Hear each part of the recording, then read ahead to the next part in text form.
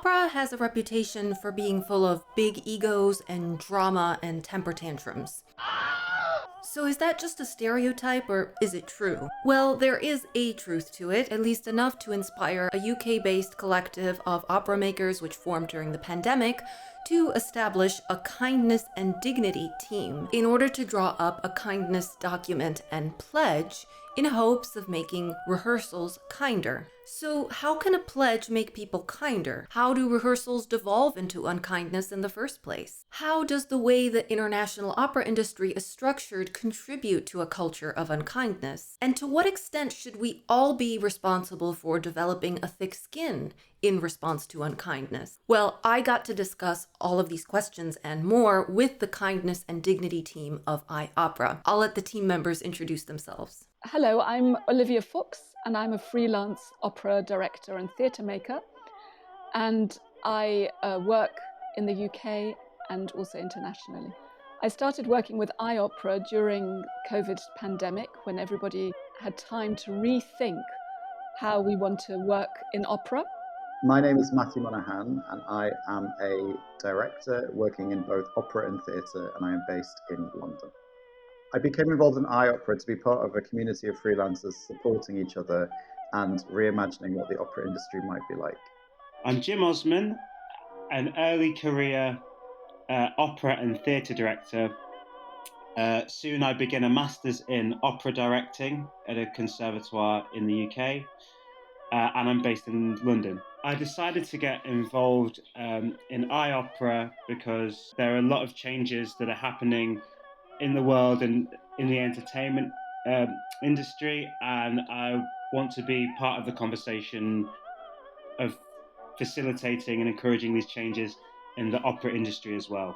Hi, my name is Anthony Flaum. I'm a freelance tenor, and I'm originally from London, but now based in Hastings by the Sea. I became involved with iOpera because, frankly, I saw a number of professionals that I knew, colleagues that I trusted, getting involved and doing some great work on some subjects that I felt passionately about too. And it was a great opportunity to network with these people and make a positive change.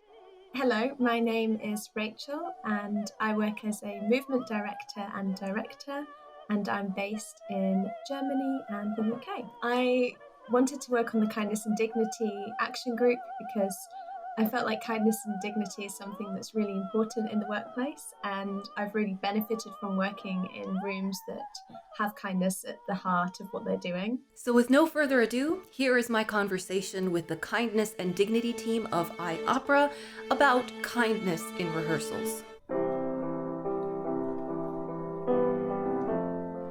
The question for me when I first heard about this initiative, this project, is, well, how in the world can you make people kind? I mean, either they're going to want to be kind or they're just not going to be kind. So the question is, how does your pledge actually work and make people kind? Yes, you can't tell anybody to do something. But what you can do is create a norm where people are assumed to be kind and to have an inclusive rehearsal room, and that changes the structures and the systems that we're in. So our individual behavior is very, very important. And I think it's also important to try and change how companies and organizations approach work and what their expectations are of those who are leading. I think it's about just sort of encouraging a conversation as well, and like starting conversations within the industry for people to kind of acknowledge that these things are changing. It makes people who would kind of participate in that terrible behavior, they'll now start thinking twice, because now they'll be thinking, well, maybe if I act in this way, people are going to notice it more now that there's a wider conversation, about it. My understanding of how this could work in practice is when you think about advertising and the way that advertising works, and how when you have subtle advertising always being at the forefront of your mind, and it's the same as everything. If something's at the forefront of your mind and it's been talked about before you go in to the rehearsal process, and it's been talked about on day one, and it's brought up as a reminder every day, or you walk past a poster every day that just subtly reminds you to have it at the forefront of your mind. I've noticed that since I've been working on the pledge and since it's been at the forefront of my mind, I do have moments where I'm in the rehearsal room and I just sometimes will check in with myself, and it's altered the way that I speak to people or approach people, or just maybe I'm a little bit more generous with my time with people, and maybe I'm more aware of that. By implementing the pledge that the teams worked on, and also by talking to different companies about how this movement could be applied within their own organisations, could inspire people to work in a more kind way rather than tell them. So with the pledge and the rehearsal values document, we imagine it could be on the wall of a rehearsal room, it could be put in a welcome pack, it could be referred to on the first day, but ultimately it's about making sure that people feel that they are going to be welcomed into a space where they can be their best professional selves.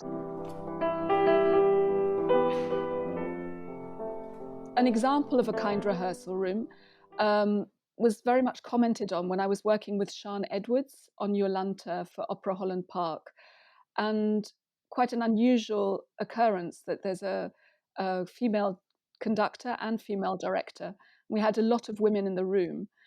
And I'm not saying that women are kinder than men, but it was very much commented on that there was no ego getting in the way, that we were really just wanting to get the work done, and including everybody and everybody's contributions along the way. So it can happen for sure. And I think it happens much more than we think, which is also lovely. But we really want it to be the norm. I was involved in a production, and there was a big hitter in the main role. He made sure that he was given a list in advance, learned everyone's name, knew what they did within the room, and made sure they felt included. And this was, a serious Premier League person within the opera industry, and I was really impressed by that, his approach to his work and ensuring everyone else could do their best work too. We in the small industry don't want to talk, specific examples, also because there's a punitive aspect to that. And that is also a form of unkindness, right?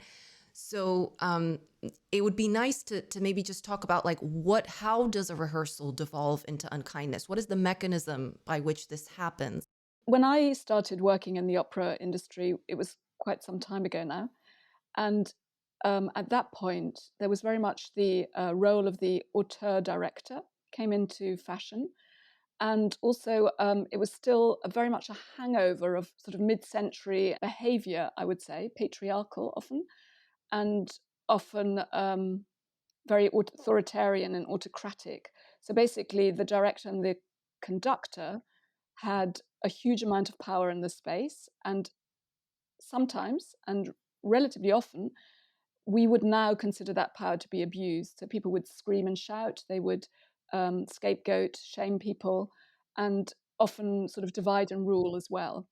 So there was also very much a sense of stars being treated differently to other singers, to stage managers in the room, to dancers.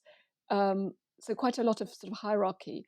Now, I think that culture has and is changing, has changed quite a lot and is very much changing. But there are still hangovers from that. And also, we are all human beings. So we are not perfect people. And in the opera industry, we're often under a huge amount of pressure. Time pressure is always a big one for everyone. We work under quite a tight time pressure in opera in general. That's normally to do with budgets and availability. There's a lot to unpack with that, I think. I think it's actually probably not that different to most other organizations. Like even in business or marketing, you have someone with authority who's offloading their stress onto other, onto other people. or just misuse of power, misuse of authority is a large thing as well. Often the pressure of getting something on and so on means people are unable often to see the big picture, and that can cause behaviors like tantrums, like shouting, which is profoundly unhelpful when you're trying to put something on the stage. I think Olivia said during one of our conversations that when you first presented this idea of the document or first draft of the document to theaters, their first impulse was to worry about protecting the directors from the performers more so than the other way around. Did I understand that correctly? Well, that was only in one particular instance. Okay. But I thought it was interesting that because as a performer, I would never think of that. I always think, okay, well, it's definitely the person who's in power who's going to be abusing that. And that is also my personal experience, that when it happens, it's usually someone who has power. So let's talk about that dynamic. I have been, as a director, on the receiving end of bullying and harassment from singers as well. So that does happen. It's, particularly if you're a young director, and I think also particularly if you're a woman, in certain cultures, you're not necessarily supported. And maybe it's also because people feel unsafe because the approach is different. That can also happen, that people want that sort of autocratic, I know where I am, I'm being told what to do. So I've experienced that too. So it is quite a complex dynamic. Of course, the people in power have got possibly more influence, but it's not always the case. So I just wanted to put that case as well, that I have seen and witnessed and been aware of young women being bullied by choruses and by performers. It can work both ways. Directors, producers, conductors, people in power are conscious of getting something done, as we all are. And what we don't want is people to think that an inclusive and nurturing environment is a hindrance to productivity or creativity. Bad behaviour can happen on almost every level in a rehearsal context. It doesn't necessarily matter who you are. But I also think that there's something here about hierarchies and how incredibly hierarchical setups can increase the risk of the kind of behaviours that we want to avoid. And I think if people behave badly at the top, then that encourages bad behaviour on almost every level.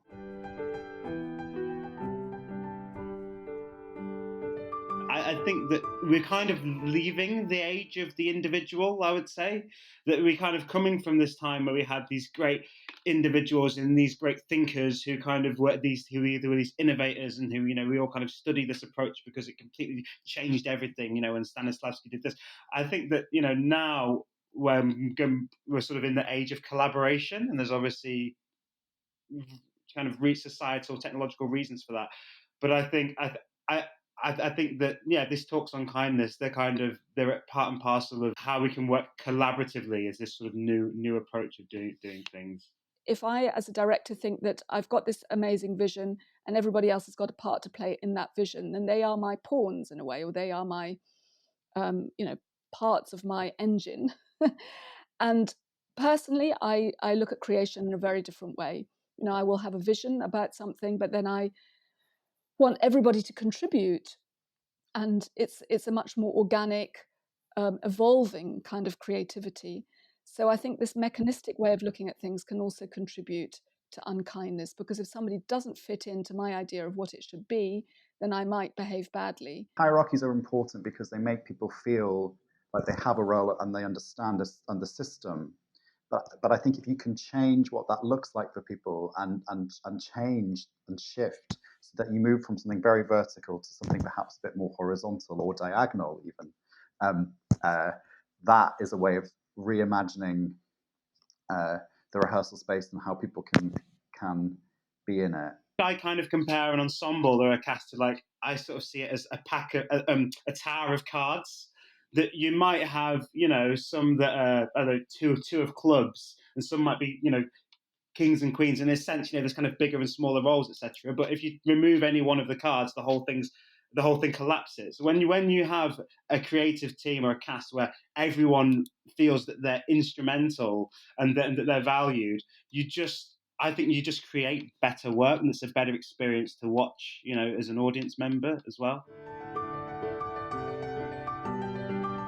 Every good idea can have a bad manifestation in practice. Okay, so let's talk about, and this has come up in some of our conversations, about abusing the position of the victim, or about,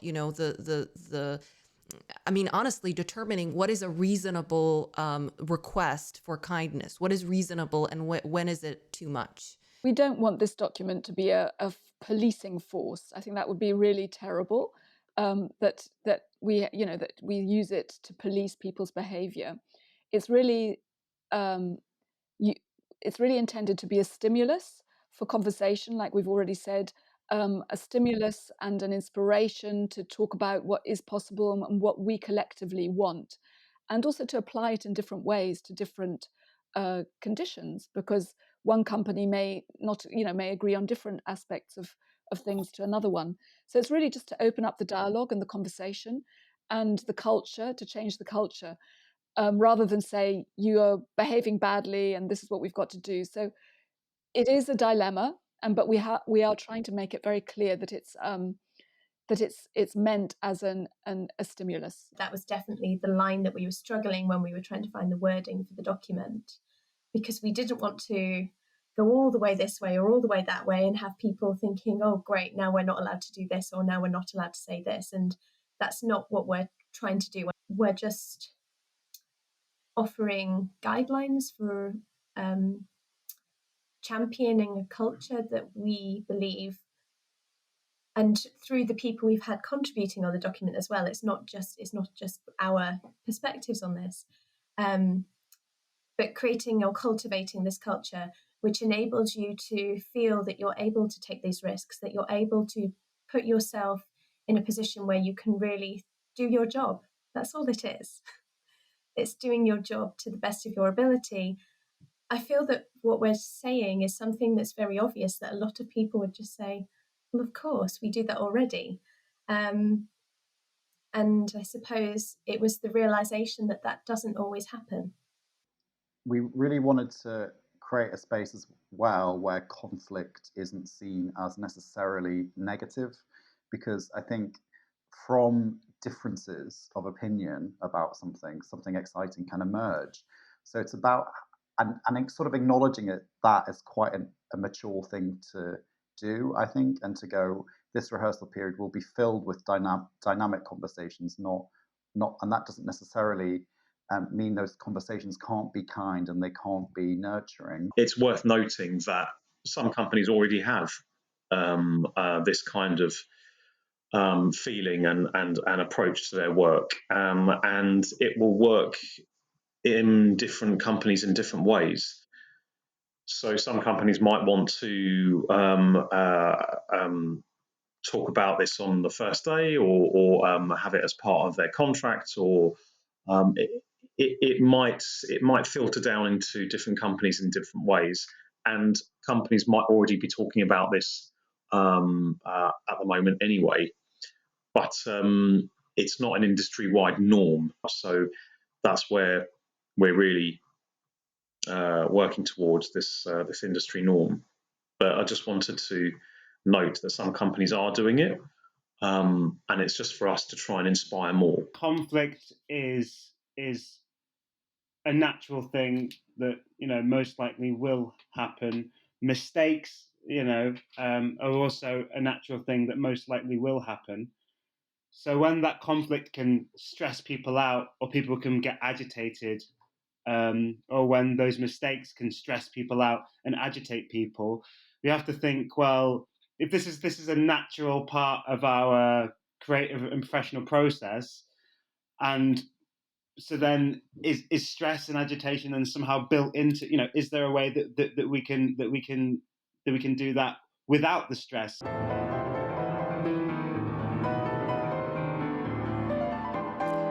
I do also wonder if this is a factor of the internationalness of opera, the agency system, where there's a lot of people flying in from all over, and there's this kind of delocalization and therefore also a kind of breaking up of community. Yeah, I think you've got a real point there. One is that we have a lot of cultures that come together, and culture clashes as well can be the case. So people literally from different backgrounds and countries and with different languages. And yet we also create an amazing community, don't we?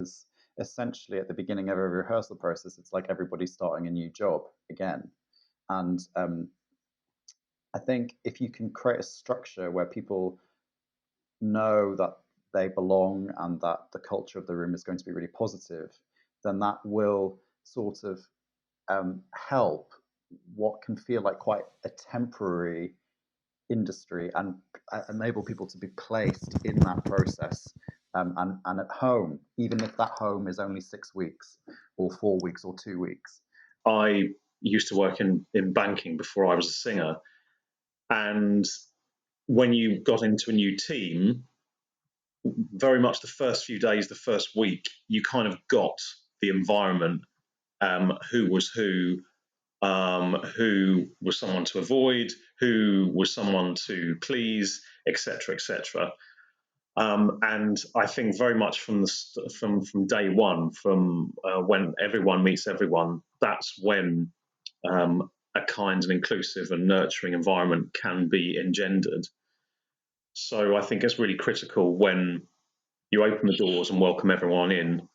That's when things get set up. When you make a piece of theatre and opera, it's like you do become a family for a brief period of time, and I guess what's the best possible version that family can be.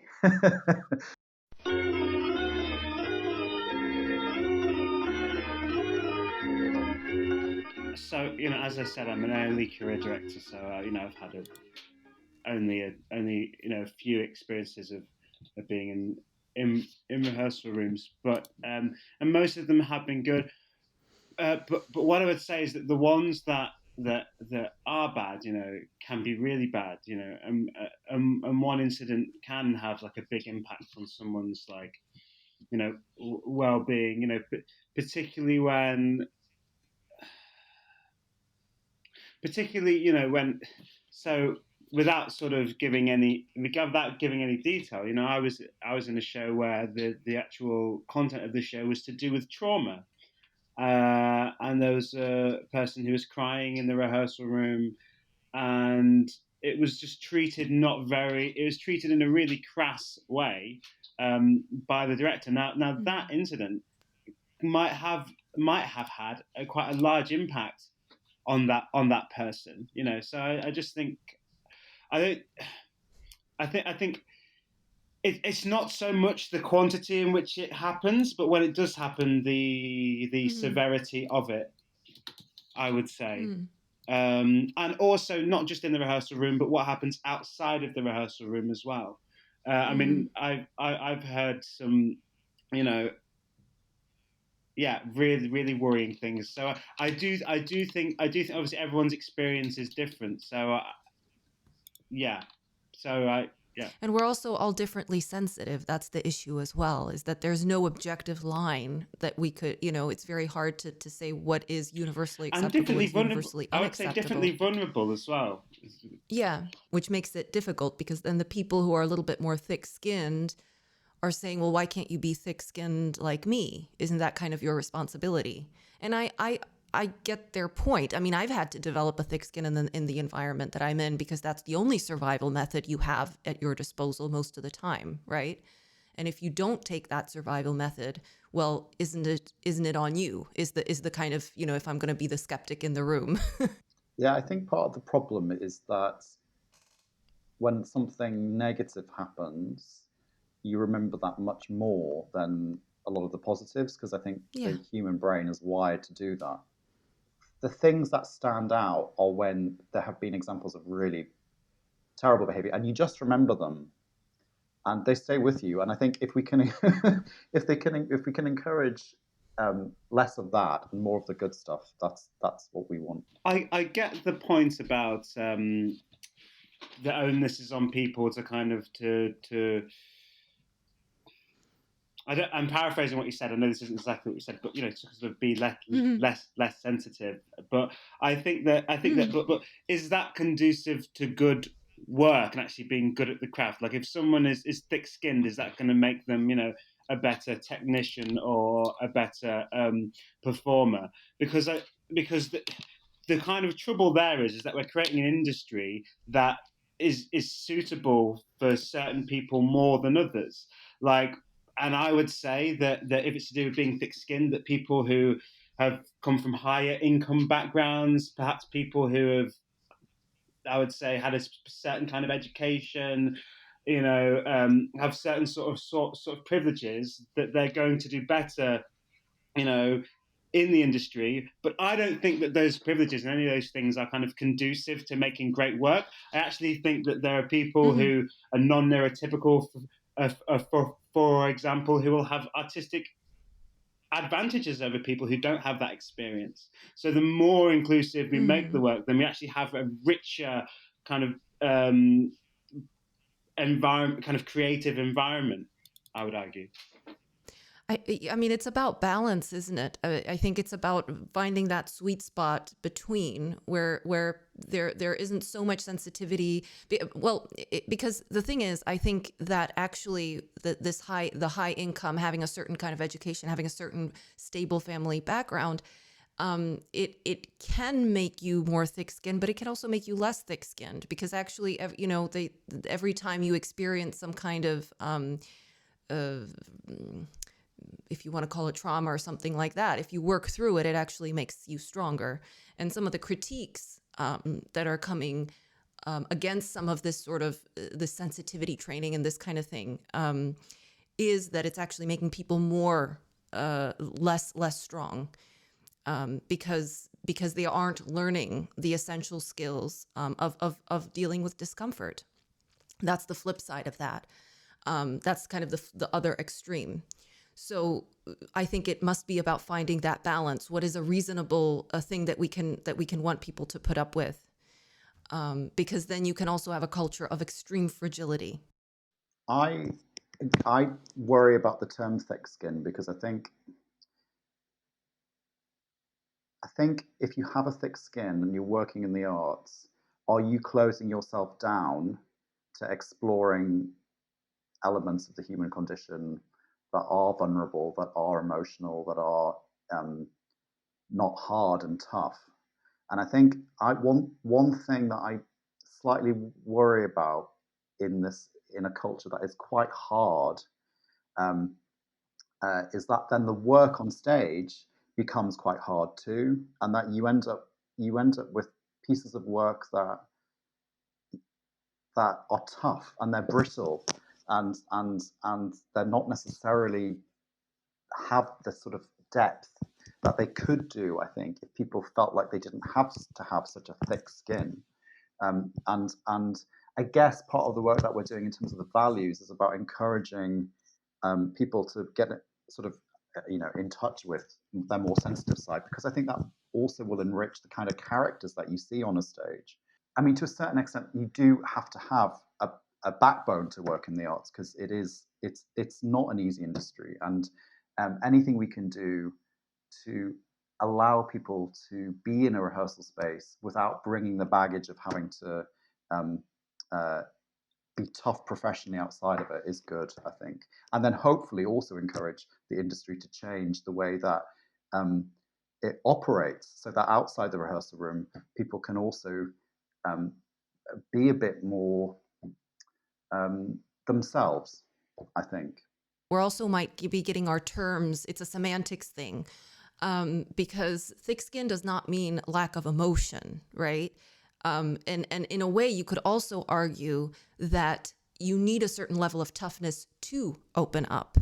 That if you are not thick-skinned, that is, if you are not sort of, you don't have that kind of integrity that I don't care about what people think. I don't care, I'm strong in myself. Then how can you open up, right? You can never be relaxed. You can never really take risks, right? So that maybe that's like a kind of a semantics thing where when I'm talking about thick skin, I mean I don't mean being being unemotional. I'm talking about actually having the strength to be emotional and to be open and to take risks and not be afraid. What does a kind rehearsal look like? So a kind rehearsal room is really based on intent, I would say. An intent to draw out the best potential, the highest potential in each person in the room, to have absolute equality, although obviously different people have different roles to play. It's about being creative together and going beyond what we could do on our own with absolute dignity and respect for each other's differences.